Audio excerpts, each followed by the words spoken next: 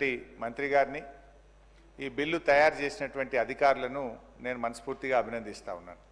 Bill బాగా చదివాను అధ్యక్ష, చాలా సమగ్రంగా చక్కగా ఈ బిల్లు తయారు చేశారు. వారిని అభినందిస్తూ ఉన్నాను అధ్యక్ష. అయితే కొన్ని సూచనలు చేయాలనుకుంటున్నాను, కొన్ని ప్రభుత్వం దృష్టికి తేవాలనుకుంటున్నాను. అయితే గౌరవనీయులు మంత్రి గారు చక్కగా వివరించారు కూడా. నేను చూస్తూ ఉంటుంది, కమ్సే కమ్ కౌసర్ మొహియుద్దీన్ గారన్నా గతంలో కేసీఆర్ గారు దాదాపు 1800 కోట్లతో ఈ దేవాలయం కట్టారు, చక్కగా నిర్మించారు అని ఎంఐఎం సభ్యులు కౌసర్ మొహియుద్దీన్ గారు కేసీఆర్ గారి కృషిని గుర్తించారు. ఐ థాట్ మా సోదరిమణి సురేఖ గారు కూడా కేసీఆర్ గారు ఇంత అద్భుతమైన దేవాలయాన్ని నిర్మించారని ఎక్కడన్నా ఒక మాట ప్రస్తావన వస్తుందని ఆశపడ్డా కానీ అది ఎక్కడ కూడా రాలేదు. సరే, అది వారి విజ్ఞత అధ్యక్ష. అయితే అధ్యక్ష, ఈ దేవాలయాన్ని గౌరవనీయులు కేసీఆర్ గారు మన తెలంగాణ తిరుపతిగా, తెలంగాణ ఇలవేల్పోయినటువంటి యాదగిరి లక్ష్మీనరసింహస్వామి దేవాలయాన్ని అత్యంత భక్తి శ్రద్ధలతో, బాధ్యతతో ఈ దేవాలయాన్ని నిర్మించారు. సరే, మనం చూస్తున్నాం ఈ దేశంలో కొంతమంది రాజకీయాల కోసం దేవుణ్ణి ఉపయోగించుకుంటుంటారు. కానీ కేసీఆర్ గారు ఎక్కడ కూడా దీన్ని రాజకీయం కోసమో ప్రచారం కోసం ఎక్కడ కూడా ప్రయత్నం చేయలేదు. బాధ్యతతో, భక్తితో ఈ దేవాలయాన్ని అభివృద్ధి చేసినటువంటి విషయాన్ని మనందరం కూడా గుర్తించాల్సిన అవసరం ఉంది. దాదాపు ఈ దేవాలయ అభివృద్ధికి 2000 కోట్ల రూపాయలు ఖర్చు పెట్టడం జరిగింది. ఒక దేవాలయమే కాదు, ముంగటికి ఒక 1000 ఏండ్ల నాటికి కూడా ఆ రోడ్లు కానీ, పార్కింగ్ కానీ అన్ని విషయాలను కూడా సమగ్రంగా ఆలోచించి అత్యంత భక్తి బాధ్యతలతో ఈ దేవాలయాన్ని అభివృద్ధి చేశారు అధ్యక్ష. ఇన్ఫ్యాక్ట్ అప్పుడు నేను వైద్య ఆరోగ్య శాఖ మంత్రిగా కూడా ఉంటిని. ముఖ్యమంత్రి గారు పిలిచి అక్కడ ఒక మెడికల్ కాలేజ్ కూడా శాంక్షన్ చేయండి, ఇప్పటికే రోజుకు 50,000 మంది భక్తులు వస్తున్నారు, రాను రాను రోజుకు 1,00,000 మందికి దాటేటువంటి అవకాశం ఉంటుంది, ఏదైనా మెడికల్ ఎమర్జెన్సీ వస్తే కూడా మనము అక్కడ ట్రీట్మెంట్ అందే విధంగా ఒక మెడికల్ కాలేజ్ కూడా నల్గొండ జిల్లా, భువనగిరి యాదాద్రి జిల్లా మెడికల్ కాలేజ్ను అక్కడే పెట్టండి అని చెప్తే నేను శాంక్షన్ కూడా చేశాను. స్థల పరిశీలనకు కూడా అక్కడికి వెళ్ళి మేము చూడడం కూడా జరిగింది. బహుశా మరి అది ఇంకా ప్రారంభమైనట్టయితే నాకు తెలియదు. అక్కడ మెడికల్ కాలేజ్ రావడం ద్వారా ఏమైందంటే ఇటు భువనగిరిలో మనకి ఎయిమ్స్ మెడికల్ కాలేజ్ వచ్చింది. సో యాదాద్రి దగ్గర గవర్నమెంట్ మెడికల్ కాలేజ్ అక్కడ పెడితే ఏమైందంటే 2 మెడికల్ కాలేజీలు ఉంటాయి. వచ్చేటువంటి వేలాది మంది భక్తులకు అక్కడ కొంత ఏదైనా హెల్త్ ఎమర్జెన్సీలో కూడా వైద్యం దొరుకుతుంది అనేటువంటి దూరదృష్టితో నేను వెళ్ళి స్థల పరిశీలన అప్పటి ఎమ్మెల్యే గారు మేము చూసాము. మరి అది రానట్టుంది, అది వస్తే మంచిదేమో ఆలోచించండి భక్తుల కోసం. ఎందుకంటే ముసలి వాళ్ళు వస్తారు, పేదలు వస్తారు, ఏదైనా ఎమర్జెన్సీ వచ్చినప్పుడు వైద్యం కూడా అందుబాటులో ఉండాల్సినటువంటి అవసరం ఉంది. ఇకపోతే అధ్యక్ష, ఇక్కడికి ఇంకా చాలా సంతోషం ఏంటంటే కోనేరు, ఇప్పుడే మా గౌరవనీయులు ప్రశాంత్ రెడ్డి గారు అయితే చాలా కష్టపడ్డారు కేసీఆర్ గారి నాయకత్వంలో. అక్కడ నిర్మించినటువంటి కోనేరుకు ఎంత సంతోషం అంటే కాళేశ్వరం ప్రాజెక్టు ద్వారా గోదావరి జలాలను ఆ యాదాద్రిలోని కోనేరుకు తీసుకురావడం జరిగింది అధ్యక్ష. వచ్చినాయి నీళ్లు కొండపోచమ్మ సాగర్ నుంచి, గంధమల్ల నుంచి కెనాల్ ద్వారా కోనేరులోకి మన గోదావరి జలాలను కూడా అక్కడికి తీసుకొచ్చినటువంటి గొప్ప అనుభూతి కూడా మాకున్నది అధ్యక్ష. అయితే అధ్యక్ష, గౌరవనీయులు మంత్రి గారితో ఒక సూచన ఏంటంటే, ఒకటి ఎమ్మెల్సీ అనేటువంటి పదమే చట్టంలో వచ్చింది. నా రిక్వెస్ట్ అయితే కంపల్సరీ ఒక ఎమ్మెల్యే ఉండాలి. ఒక ఎమ్మెల్సీ ఉంటే మన సభ్యులు ఎవరైనా పోయినప్పుడు కానీ మనకు అక్కడ ఏదైనా విషయాలు సభ దృష్టికి, ప్రభుత్వం దృష్టికి తేవడానికి కూడా ఉపయోగపడాలంటే అందులో ఒక ఎమ్మెల్యేను విధిగా పెట్టండి, ఒక ఎమ్మెల్సీని కూడా విధిగా పెట్టగలిగితే బాగుంటుందనేటువంటిది మా సూచన. ఇక్కడ మంత్రి గారు చెప్పేటప్పుడేమో ఐదర్ ఎమ్మెల్యే ఆర్ ఎమ్మెల్సీ అని తన ఉపన్యాసంలో చెప్పారు. బిల్లులో మాత్రం ఎమ్మెల్సీ అనే పదం మాత్రమే వచ్చింది. సో నా రిక్వెస్ట్ అయితే 2 ఉండాలని, ఎమ్మెల్యే గారు ఉండాలి, ఎమ్మెల్సీ గారిని కూడా ఇందులో పెట్టగలిగితే బాగుంటుంది. మన రాష్ట్ర జనాభాలో 10% పైగా గిరిజన జనాభా ఉన్న రాష్ట్రం మన తెలంగాణ రాష్ట్రం. ఆంధ్రప్రదేశ్లో 6% ఉన్న, తెలంగాణలో ఆల్మోస్ట్ 11-12% గిరిజనులు ఉంటారు. అయితే మీరు ఎస్సీలకు ఇచ్చారు, బీసీలకు ఇచ్చారు, ఒక మహిళ ఉండాలని పెట్టారు, కానీ ఎందుకో ఎస్టీలు మిస్ అయిపోయారు. తప్పకుండా ఒక గిరిజన సభ్యుడు కూడా ఇందులో ఉండే విధంగా ఈ బిల్లులో పొందుపరచాలని చెప్పి నేను వారిని కోరుతా ఉన్నా అధ్యక్ష. ఇకపోతే అధ్యక్ష, ఇందులో తెలుగులో నేను చూశాను ధర్మకర్తల బోర్డు అని పదం రాశారు. బోర్డు అనేది మళ్ళీ ఇంగ్లీష్ అయిపోయింది. జనరల్గా తిరుపతిలో మేము చూస్తే ధర్మకర్తల మండలి అనేటువంటి పదం ఉంటుంది. మరి ఇక్కడ ధర్మకర్తల బోర్డు అనే పదం రాశారు. వీలైతే దాన్ని మార్చి ధర్మకర్తల మండలిగా మార్చాలని చెప్పి నేను వారిని కోరుతా ఉన్నాను. ఇకపోతే ఇంకొక చిన్న సూచన, జనరల్గా మనం సెంటిమెంట్స్, భక్తిభావమే మనుషుల్ని బాగా నడిపిస్తుంది. ఇది మనం కొన్ని సందర్భాల్లో పోలీసులు చేయలేని పని ఒక దేవాలయంకు పోతే ఎక్కడ ఒక లైన్ తప్పరు, క్రమశిక్షణ తప్పరు. ఆ భక్తి అనేటువంటి దేవుడి మీద ఉండేటువంటి భక్తి మనుషుల్ని చాలా సక్రమమైన మార్గంలో నడిపిస్తూ ఉంటుంది. అప్పుడప్పుడు మనం చూస్తూ ఉంటాం, అంటే పత్రికల్లో దొంగలు పడ్డారు కానీ దేవుణ్ణి మాత్రం ఏం ముట్టుకోలేదు, అక్కడ ఉన్నాయి కూడా టచ్ చేయకుండా పోయినరు అంటారు. అంటే అంత నమ్మకం, విశ్వాసం అనేటువంటిది ప్రజల్లో ఉంటూ ఉంది. ఇక్కడ నా సూచన ఏంటంటే, జనరల్గా తిరుపతిలో మీరు చాలా వరకు తిరుమల తిరుపతిని ఫాలో అయినవని చెప్తూ వచ్చారు. తిరుపతిలో అక్కడ ఈవో కానీ జేఈఓ యొక్క జీతాలు తిరుమల తిరుపతి దేవస్థానం నుంచే ఇస్తారు. అంటే ఆ హుండీ డబ్బులు, భక్తులు ఇచ్చిన డబ్బులు, దేవుని సొమ్ము నుంచి జీతం తీసుకుంటున్నామంటే ఏమవుతుంది? అరే ఇది దేవుని సొమ్ము తింటున్నాము, నిజాయితీగా పనిచేయాలి, జాగ్రత్తగా పనిచేయాలనేటువంటి భక్తి భావం ఉంటుంది, బాధ్యత ఎక్కువగా ఉంటుంది. ఈ బిల్లులో మీరు అది పెట్టలేదు. ఆ తిరుమల తిరుపతిలో ఈవో జేఈఓలకు ఎట్లయితే ఆ దేవస్థానం డబ్బులు, హుండీ డబ్బుల నుంచి జీతం ఇస్తున్నామో, ఇక్కడ కూడా హుండీ డబ్బుల నుంచి, దేవాలయ డబ్బుల నుంచి జీతం ఇచ్చినట్టయితే, జీతం పెద్ద ముచ్చట కాదు. ఈ దేవాలయం ఇప్పటికే 250 కోట్ల రూపాయల ఆదాయం వస్తున్నది. ఇద్దరు ఉద్యోగులకి ఇప్పుడు మన దగ్గర ఉంటున్నటువంటిది ఒకటి ఈవో, రెండవది మీరు ఎఫ్ఏ అండ్ సిఏఓ అంటే చీఫ్ అకౌంట్స్ ఆఫీసర్, ఇద్దరు బయట నుంచి ఉద్యోగులు పనిచేస్తున్నారు. ఇద్దరు బయట నుంచి ఉద్యోగులు, మిగతా వాళ్ళంతా టెంపుల్ ఉద్యోగులు. తిరుమల తిరుపతిలో ఎట్లయితే ఈవో జేఈఓకు దేవాలయం నుంచి జీతం ఇస్తున్నామో, ఇక్కడ కూడా EO and FA and CAO కూడా మీరు దేవాలయ డబ్బుల నుంచి జీతం ఇస్తే భయము, భక్తి, ఆ సెంటిమెంట్ ఉంటుంది కనుక బాధ్యతతో పనిచేస్తారనేటువంటిది నా సూచన. దాన్ని బిల్లులో పొందుపరచాలని చెప్పి కూడా నేను వారిని కోరుతా ఉన్నాను. ఇకపోతే ఈ బిల్లులో మీరు అన్ని పెట్టినారు చాలా వరకు. జీర్ణ దేవాలయాల పునరుద్ధరణకు కూడా ఈ దేవాలయంకి వచ్చే ఆదాయం నుంచి ఖర్చు పెట్టడానికి తిరుపతిలో ఒక ట్రస్ట్ పెట్టుంటారు. ఇక్కడ కూడా యాక్చువల్గా అన్నదానం ట్రస్ట్ ఉంది, కానీ ప్రచారం ఇంకెక్కువ జరిగితే చాలామంది భక్తులు డబ్బులు ఇవ్వడానికి రెడీగా ఉంటారు. దానికి కూడా ఒక ట్రస్ట్ ఏర్పాటు చేసి ఈ దేవాలయం నుంచి వచ్చే ఆదాయం ద్వారా, ఆ ట్రస్ట్ ద్వారా ఈ రాష్ట్రంలోని జీర్ణ దేవాలయాల పునరుద్ధరణకు కూడా మరి వెసులుబాటు కల్పించే విధంగా ఈ బిల్లులో ప్రవేశపెట్టాలని కోరుతా ఉన్నాను. మంత్రి గారు ఈ బిల్లులో ఏమన్నారంటే 100 కోట్ల రూపాయల పైగా ఉన్నటువంటి ఆదాయం ఉన్నటువంటి దేవాలయాలకు ఈ ట్రస్ట్ బోర్డు ఏర్పాటు చేసే వెసులుబాటు కల్పించాము అని చెప్పారు. అయితే 100 కోట్లకు పైగా ఇప్పటికే మన తెలంగాణ కాశీగా మనం దక్షిణ కాశీగా పేరుగాంచినటువంటి వేములవాడలో కూడా 127 కోట్లకు పైగా ఆదాయం వస్తూ ఉంది. సో ఎట్లయితే ఈరోజు యాదగిరిగుట్ట లక్ష్మీనరసింహస్వామికి బోర్డు ఏర్పాటు చేస్తున్నామో, 100 కోట్లు దాటి 127 కోట్ల రూపాయల ఆదాయం వస్తున్నటువంటి వేములవాడ టెంపుల్కు కూడా మీరు వెంటనే ట్రస్ట్ బోర్డు ఏర్పాటు చేయాలని చెప్పి మేము కోరుతా ఉన్నాం. ఎందుకంటే 100 కోట్లు దాటితే ఏర్పాటు చేయొచ్చని మనం ఈ చట్టంలోనే ఈరోజు పొందుపరిచాం. ఆల్రెడీ మనకు 100 కోట్లు దాటినటువంటి దేవాలయం వేములవాడ ఉంది. సో దానికి కూడా ఈ తరహాలో ట్రస్ట్ బోర్డు ఏర్పాటు చేయాలని చెప్పి నేను మీ ద్వారా గౌరవ మంత్రి గారిని కోరుతా ఉన్నాం. ఈరోజు ఈ దేవాలయం ఇంత అద్భుతంగా అభివృద్ధి జరిగిందంటే, సరే దాదాపు 5 అవసరం లేదు అధ్యక్ష, కేసీఆర్ గారు చేసిన అభివృద్ధికి ఇవాళ ఆ దేవాలయానికి పెరిగిన భక్తుల సంఖ్య, పెరిగిన ఆదాయమే బీఆర్ఎస్ ప్రభుత్వం కేసీఆర్ గారు చేసిన కృషికి నిదర్శనం అని చెప్పుకోవచ్చు అధ్యక్ష. దాదాపు రోజు 50,000 మంది భక్తులు వస్తున్నారు.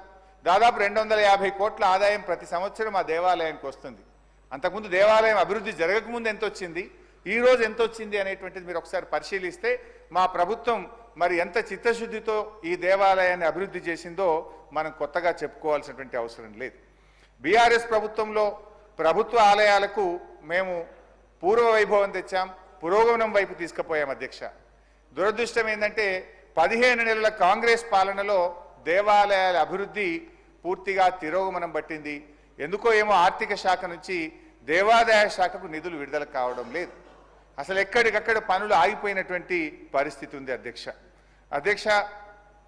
గత చరిత్ర కూడా చూస్తే అధ్యక్ష, గతంలో ఎప్పుడైనా దేవాలయాల నిధులు రాష్ట్ర ప్రభుత్వాలు అభివృద్ధి కోసం వాడుకున్నటువంటి చరిత్ర ఈ రాష్ట్రంలో ఉంది. ఏ రాష్ట్ర ప్రభుత్వం కూడా ప్రభుత్వ నిధులు దేవాలయాలకు ఇచ్చిన పాపాన పోలేదు. కానీ మొట్టమొదటిసారిగా కేసీఆర్ గారు రాష్ట్ర ప్రభుత్వ నిధుల చేత దేవాలయాలను నిర్మించినటువంటి చరిత్ర బీఆర్ఎస్ పార్టీకి, కేసీఆర్ గారికి ఉంది. అందులో ఒకటి యాదాద్రి లక్ష్మీనరసింహస్వామి దేవాలయం అధ్యక్ష. దేవుడు బాగుంటే రాష్ట్రం బాగుంటుంది, రాష్ట్రం బాగుంటే రాష్ట్ర ప్రజలందరూ బాగుంటారని మేము నమ్మినాం అధ్యక్ష.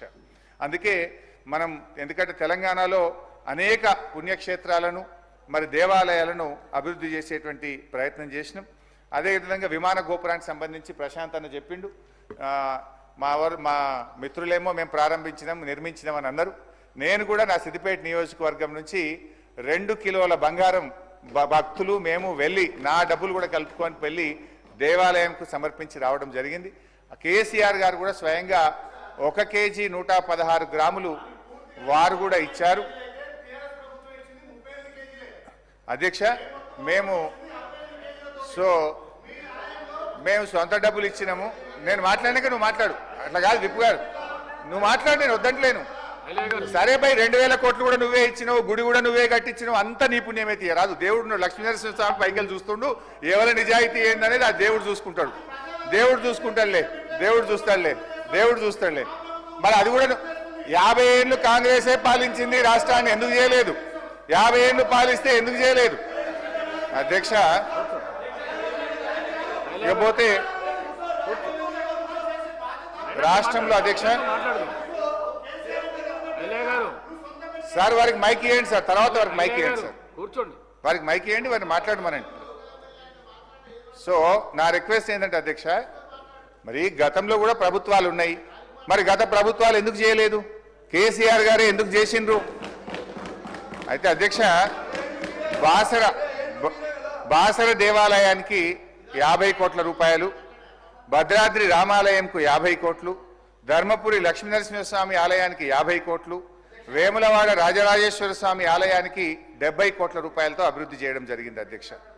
అదేవిధంగా అధ్యక్ష కాళేశ్వరం ముక్తేశ్వర స్వామి ఆలయానికి 30 కోట్లు, కొండగొట్టు ఆంజనేయ స్వామి దేవాలయానికి 600 కోట్లతో ఈ 2 మాత్రం అభివృద్ధికి ప్రణాళికలు చేసినాం. దయచేసి దాన్ని ముందుకు తీసుకుపోవాలని గౌరవ మంత్రి గారిని నేను ఈ ప్రభుత్వాన్ని కోరుతా ఉన్నాను అధ్యక్ష. ఈరోజు కామన్ గుడ్ ఫండ్ కింద కూడా చాలా దేవాలయాలు అభివృద్ధి చేయడం జరిగింది. ప్రతి సంవత్సరం తక్కువ 50 కోట్ల రూపాయలు ఈ గ్రామీణ ప్రాంతంలో ఉండేటువంటి దేవాలయాల అభివృద్ధికి బడ్జెట్ నుంచి మేము నిధులు ఇచ్చాం. Every year not less than around 50 crores ఇచ్చేవాళ్ళం. అయితే ఈ 15 monthsలో 1 రూపాయి కూడా విడుదలైతలేదు. మరి గతంలో CGFలో శాంక్షన్ అయినటువంటి టెంపుల్స్ను డెవలప్ చేయడానికి కూడా ప్రయత్నం చేయాలి, వాటికి టెండర్లు పిలవాలి, ఆ పనులను ముందుకు తీసుకుపోవాలని చెప్పి మీ ద్వారా నేను గౌరవ మంత్రి గారిని కోరుతా ఉన్నా. ఇకపోతే అధ్యక్ష నేనేమి చెప్పే దాంట్లో డీవియేషన్ ఉంటే తప్పు ఉంటే మంత్రి గారు సమాధానం చెప్పమనండి. నేను మంచి అన్న బిల్లు బాగా రూపొందించిండ్రు, నేను అధికారులను మంత్రి గారిని అభినందించిన, మాకు ఆ ఫెయిర్నెస్ ఉంది, మీకుంటే మీ విజ్ఞత అధ్యక్ష. ఇకపోతే ఉద్యోగుల గురించి వాస్తవంగా చెప్పాలంటే దేవాలయ ఉద్యోగులకు గతంలో ఎప్పుడు కూడా రాష్ట్ర ప్రభుత్వం నుంచి జీతాలు ఇచ్చేవాళ్ళు కాదు. వాళ్ళకి ఏమైందంటే ఆ దేవాలయ హుండీలో డబ్బులు వస్తే వాళ్ళు జీతాలు తీసుకునే పరిస్థితి. సంవత్సరానికి ఒకసారి జాతరనో సంవత్సరానికి ఒకసారి కళ్యాణమో ఉంటే ఆ 4-5 నెలల జీతం ఒక్కసారి పడేది వాళ్ళకి. ఒక్కొక్కసారి 3 నెలలు 4 నెలల దాకా జీతాలు రాని పరిస్థితి ఉండేది. కానీ మొట్టమొదటిసారిగా గౌరవనీయులు కేసీఆర్ గారు వారి దృష్టికి, ఎందుకంటే నాకు బాగా గుర్తు, అప్పుడు అయ్యగారులందరూ రోడ్ల మీద ధర్నాలు చేసినప్పుడు కిరణ్ కుమార్ రెడ్డి ముఖ్యమంత్రిగా ఉన్నప్పుడు కాంగ్రెస్ ప్రభుత్వంలో మాకు 010 కింద జీతాలు ఇవ్వాలని ధర్నాలు చేస్తే నేను కూడా ఆ ధర్నాల్లో పాల్గొని ఉంటుంది. తర్వాత మా ప్రభుత్వం వచ్చిన తర్వాత అధ్యక్ష ధూపదీప వేరు, ఎండోమెంట్ ఎంప్లాయీస్ వేరు. ఎందుకంటే అర్చకో హరి సాక్షి అంటారు, ఆలయంలో ఉండే పూజారి కూడా దైవంతో సమానం. అందుకే అధ్యక్ష మేము వారికి రాష్ట్ర ప్రభుత్వ ఖజానా నుంచి జీతాలు ఇచ్చిన ప్రభుత్వం బీఆర్ఎస్ ప్రభుత్వము. వారికి గ్రాంట్ ఇన్ ఎయిడ్ ద్వారా వేతనాలు ఇచ్చి ప్రతి నెల ఎప్పటికప్పుడు జీతాలు వచ్చేటట్టు ఈ దేవాదాయ శాఖ ఉద్యోగులకు మొట్టమొదటిసారిగా మన రాష్ట్రంలో చట్టాన్ని సవరించి వారికి మేము ఉద్యోగాలు ఇచ్చాము అధ్యక్ష. సరే గౌరవ ముఖ్యమంత్రి గారు రేవంత్ రెడ్డి గారు కూడా మేము 1వ తారీఖే జీతాలు ఇస్తామని చెప్తున్నారు, సంతోషం. ఇవాళ మనం 18వ తారీఖు అధ్యక్ష. ఈ రోజు 18వ తారీఖు కూడా ఈ రాష్ట్రంలో దేవాదాయ శాఖ ఉద్యోగులకు ఇంకా జీతం పడలేదు, ఇవాళకి కూడా జీతం పడలేదు అధ్యక్ష. సో నేనేమంటే మీరు 1వ తారీఖు జీతం వస్తానంటారు, దేవాదాయ శాఖ ఉద్యోగులకు ఇలా 18వ తారీఖు అయినా జీతం పడని పరిస్థితి ఉన్నది. దయచేసి అందరికి ఇచ్చినట్టు వీళ్ళకు కూడా 1వ తారీఖు జీతం ఇవ్వాలి, దీన్ని పరిశీలించండి అని కోరుతున్నా అధ్యక్ష. అట్లే కారుణ్య నియామకాలకు కూడా ఒక 86 మంది, అప్పుడు నేను ఫైనాన్స్ మినిస్టర్గా ఉంటూ ఈ 86 మంది దేవాదాయ శాఖ ఉద్యోగులు ఎవరైనా చనిపోతే వారి పిల్లల్ని వాళ్ళ పిల్లలకు ఉద్యోగం ఇవ్వడానికి అవకాశం ఇస్తే దాన్ని అవకాశం ఇస్తూ ఫైనాన్స్ మినిస్టర్గా నేను వాళ్ళను కూడా ఈ గ్రాంట్ ఇన్ ఎయిడ్ స్కీమ్లో యాడ్ చేయండి అని చెప్పి ఆ రోజు నేను ఫైల్ క్లియర్ చేసిన చివరి రోజుల్లో. ఆ 86 మందికి ఇప్పుడు సంవత్సరం నుంచి జీతం వస్తలేదు. దయచేసి వారిని కూడా గ్రాంట్ ఇన్ ఎయిడ్ కింద పెట్టి వారికి కూడా నెల నెల జీతాలు వచ్చేటట్టు చూడాలని చెప్పి కూడా నేను కోరుతున్నా అధ్యక్ష. సరే, ధూపదీప నైవేద్యం అప్పుడున్న కాంగ్రెస్ ప్రభుత్వం దేవాలయాల్లో పూజల కోసం 2000 రూపాయలు ఇవ్వడం జరిగింది. అంటే దీపం పెట్టడానికి, పూజలు చేయడానికి, అయితే చేసిన అయ్యగారికి కూడా ఎంతో కొంత ఉండాలని. దాన్ని కేసీఆర్ గారు వచ్చిన తర్వాత అధ్యక్ష 2000 రూపాయలు ఉన్న ధూపదీప నైవేద్యాన్ని 10,000 రూపాయలకు పెంచడం జరిగింది. ముందు 6,000 రూపాయలకు పెంచాం, తర్వాత దాన్ని 10,000 రూపాయలకు ధూపదీప నైవేద్యం పెంచాం. సరే, కాంగ్రెస్ పార్టీ మొన్న ఎన్నికల మేనిఫెస్టోలో ఏమన్నారంటే కేసీఆర్ గారు 10,000 చేసినారు, మేము వస్తే 12,000 రూపాయలు చేస్తాము అని అన్నారు. సంతోషం. దయచేసి ఆ 12,000 రూపాయలు తొందరగా ఇయ్యండి. ఇప్పుడు ఆ 12,000 సంగతి ఏందో కానీ అధ్యక్ష 2 నెలల నుంచి ధూపదీప నైవేద్యానికి ₹1 అయితే రాలే అధ్యక్ష. 2 నెలలే ధూపదీప నైవేద్యం ₹1 రాలే. దయచేసి ఆ డబ్బులు విడుదల చేయండి. ఆ 12,000 రూపాయలు ఏదైతే మీ మేనిఫెస్టోలో చెప్పినరో ఆ 12,000 రూపాయలు కూడా ధూపదీప నైవేద్యానికి ఇవ్వాలని చెప్పి కూడా కోరుతున్నా అధ్యక్ష. ముగిస్తారు 3 నిమిషాలు, just 3 minutes I will finish sir. మా శ్రీధర్ అన్న లేడు, 3 నిమిషాలు అధ్యక్ష, 3 నిమిషాలు. శ్రీధర్ బాబు గారు లేరు. ఎందుకక్క సీతక్క గట్ల చేయకక్క, నీ దగ్గర కూడా సమ్మక్క సారక్కకు ఏడాదికి 100 కోట్లు ఇచ్చినాం కాదక్క, 100 కోట్లు ఇచ్చి సమ్మక్క దేవుని గురించి కూడా చేసినాం కాదక్క. జర్రా అక్క, నేను ఏమంటలేను, నిన్ను దేవుని గురించి మాట్లాడితే గింత తిప్పల పెట్టకురి. 3 నిమిషాలు సార్. అధ్యక్ష, మా శ్రీధర్ బాబు గారు లేరు, బట్ శ్రీధర్ బాబు గారు లేరు కానీ మా మేడం ఉన్నారు Shailaja Ramaiah garu. I hope she will bring it to the notice of Sridhar Babu garu. ఒక చిన్న విషయం నేను చెప్పాలనుకుంటున్నా అధ్యక్ష. ఎందుకంటే అధ్యక్ష బ్రాహ్మణ సంక్షేమం కూడా భగవంతుడి సంక్షేమంలో భాగమే అధ్యక్ష.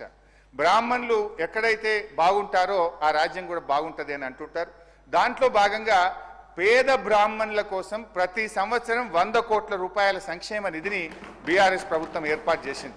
బ్రాహ్మణులలో కూడా సార్ పేదోళ్ళకి పిల్లనిస్తలేరు. ఎవరు అర్చక వృత్తిలో ఉంటే పిల్లనిస్తలేరు అని చెప్పి వాళ్ళ అర్చక వృత్తిని వదులుకుంటే ఇవాళ తెలంగాణలో ఉత్తరప్రదేశ్ నుంచి అయ్యగారులు వచ్చి హిందీలో అవి మంత్రాలు చదువుతున్నారు. మా అయ్యగారులు కూడా దొరకలేరు ఇవాళ. సో అందుకే దాన్ని దృష్టిలో పెట్టుకొని రాబోయే రోజుల్లో కష్టమవుతుంది. మరి వేద విద్యను అభ్యసించే వాళ్ళు ఉండాలి, వారికి కూడా ప్రోత్సాహం ఉండాలని చెప్పి 100 కోట్ల రూపాయలతో మేము ఒక బ్రాహ్మణ సంక్షేమ నిధిని ఏర్పాటు చేయడం జరిగింది అధ్యక్ష. కానీ దురదృష్టం ఏంటంటే కాంగ్రెస్ పార్టీ అధికారంలోకి వచ్చిన తర్వాత అసలు బ్రాహ్మణ పరిషత్ ఉన్నదా లేదా, అక్కడ ₹1 కూడా విడుదల కావట్లేదు. మొత్తం కార్యక్రమాలన్నీ కూడా కుంటుపడ్డటువంటి పరిస్థితి ఉంది అధ్యక్ష. అధ్యక్ష, హైదరాబాద్లో 10 కోట్ల రూపాయలతోని అద్భుతంగా బ్రాహ్మణ సదన్ కూడా నిర్మించాం అధ్యక్ష. అదేవిధంగా రాష్ట్ర వ్యాప్తంగా కూడా సూర్యాపేట, ఖమ్మం, మదిర ఈ 3 చోట్ల కూడా బ్రాహ్మణ సదనాలు ప్రారంభమైనవి. ఈ 15 నెలల నుంచి పని ముందుకు పోతలేదు, దాన్ని కూడా పూర్తి చేయాలని చెప్పి కోరుతూ అధ్యక్ష, చివరగా అధ్యక్ష నేను కోరేది మా శైలజా రామయ్య గారు శ్రీధరణ దృష్టికి తీసుకుపోయి వారిని విన్నోవర్ అయి ఫైనాన్స్ మినిస్టర్ మీద ఒత్తిడి పెట్టి ఈ నిధులు విడుదల చేయాలి. ప్రపంచవ్యాప్తంగా ఉన్నటువంటి వాళ్ళందరూ కూడా చూస్తున్నారు. ఎందుకంటే అధ్యక్ష మనకు విదేశీ విద్యా పథకం కింద 300 మంది బ్రాహ్మణ పేద విద్యార్థులను ఎంపిక చేసి విదేశాలకు పంపినాం. మొదటి సంవత్సరం పైసలు ఇచ్చినాం, 2వ సంవత్సరం పైసలు రాక కొంతమంది వెనక్కు వస్తున్నారు, కొంతమంది చాలా ఇబ్బంది పడుతూ నాకు ఇవాళ ఫోన్ చేసింది అధ్యక్ష. ఇవాళ అసెంబ్లీలో బిల్లు వస్తుంది, జర మాట్లాడుండి, మా సురేఖ గారి దృష్టికి తీసుకుపోండి, శ్రీధర్ బాబు గారి దృష్టికి తీసుకుపోండి అని అడిగినారు. ఈ 300 మంది విద్యార్థులకు 30 కోట్ల రూపాయలు పెండింగ్ ఉంది. పేద బ్రాహ్మణ విద్యార్థులు వాళ్ళ చదువులు ఇబ్బంది కాకుండా 30 కోట్లు విడుదల చేయాలని, అదేవిధంగా బ్రాహ్మణ్ ఎంటర్ప్రెన్యూర్ స్కీమ్ కింద 497 మందికి సెలెక్ట్ అయి బెస్ట్ స్కీమ్ కింద 16 కోట్లు పెండింగ్ ఉన్నాయి, దాన్ని కూడా విడుదల చేయాలని చెప్పి నేను కోరుకుంటూ ఈ బ్రాహ్మణ పరిషత్ను కూడా పునరుద్ధరించి మరి వారిని కూడా మనం ఎంకరేజ్ చేయాలని చెప్పి కోరుతూ మరొకసారి ఈ బిల్లును మనస్ఫూర్తిగా స్వాగతిస్తూ మీ ఈ సెలవు అధ్యక్ష. అధ్యక్ష